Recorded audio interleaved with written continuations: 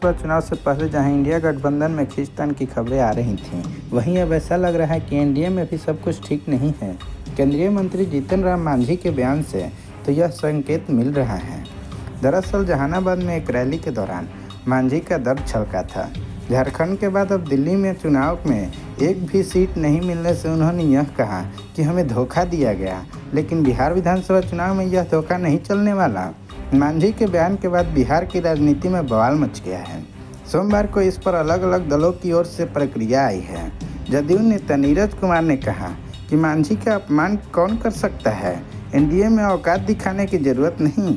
वहीं आरजेडी ने तो जीतन राम मांझी को ऑफर तक दे दिया कि एनडीए छोड़कर सम्मान की लड़ाई लड़िए। जदयू प्रवक्ता नीरज कुमार ने मांझी के बयान पर कहा कि बिहार में माँ पिता पालन पोषण अधिनियम लागू है, यहाँ कोई भी बुजुर्ग व्यक्ति को अपमानित नहीं कर सकता। सीएम नीतीश कुमार के रहते अपमान कैसे संभव है? मांझी की पार्टी केंद्रीय मंत्रिमंडल में शामिल है, बिहार के मंत्रिमंडल में भी शामिल है। नीरज कुमार ने कहा, एनडीए के जिला स्तरीय कार्यकर्ता सम्मेलन में उनकी पार्टी के प्रदेश अध्यक्ष सहित जिले के नेता भाग ले रहे हैं। एनडीए में कहीं कोई दरार नहीं, बल्कि करार है। 2025 में फिर से नीतीश कुमार है, इसमें हम पार्टी का भी साझेदारी है। हालांकि जदयू नेता ने कहा कि दूसरे राज्यों में जीतन राम मांझी को सीटें क्यों नहीं मिली, इस संदर्भ में हम कुछ नहीं कह सकते। यह भी कहा कि गठबंधन में औकात दिखाने की जरूरत किसी को नहीं पड़ेगी।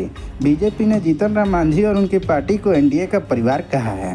बीजेपी के प्रवक्ता कंतुल कृष्णा ने कहा कि एनडीए एक परिवार है और परिवार के लोग ही चुनाव लड़ते हैं। दिल्ली में आम आदमी पार्टी की सरकार को उखाड़ कर फेंकना है। वहाँ किसी भी दल का उम्मीदवार हो, वह एनडीए के सभी दल के उम्मीदवार हैं, इसलिए इस मामले का कोई मतलब नहीं है और हम लोगों को एक परिवार की तरह हैं। दूसरी ओर आरजेडी नेता और पार्टी के प्रवक्ता मृत्युंजय तिवारी ने कहा, जीतन राम मांझी एक अनुभवी नेता हैं, उन्हें भारतीय जनता पार्टी का चाल चरित्र पता होना चाहिए। मांझी जिस समाज का प्रतिनिधित्व करते हैं, वह उन्हें कभी माफ़ नहीं करेगा। अपने केंद्रीय मंत्री बनने के लिए अपमान सह रहे हैं। आपकी हैसियत और औकात बीजेपी ने बता दी। अब आप रो रहे हैं। आप कुर्सी को लात मारिए और जो लड़ाई तेजस्वी यादव दलित शोषित वंचित के लिए लड़ रहे हैं, उसमें भाग लीजिए।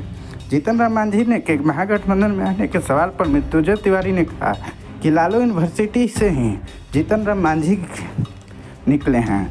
जीतन राम मांझी को तय करना है कि आगे क्या करेंगे। बीजेपी ने अपने सहयोगियों को ही तोड़ा और ठगा है। मांझी क्यों चक्कर में पड़े हुए हैं? उनकी पार्टी को बीजेपी तोड़ देगी। बता दें कि केंद्रीय मंत्री जीतन राम मांझी ने सीधे तौर पर भारतीय जनता पार्टी और जदयू को आंख दिखाने की कोशिश की है। सवाल यह है कि अगर विधानसभा चुनाव में कुछ महीने पहले यह हालात है, तो क्या विधानसभा चुनाव में समय मांझी की पार्टी क्या करेगी?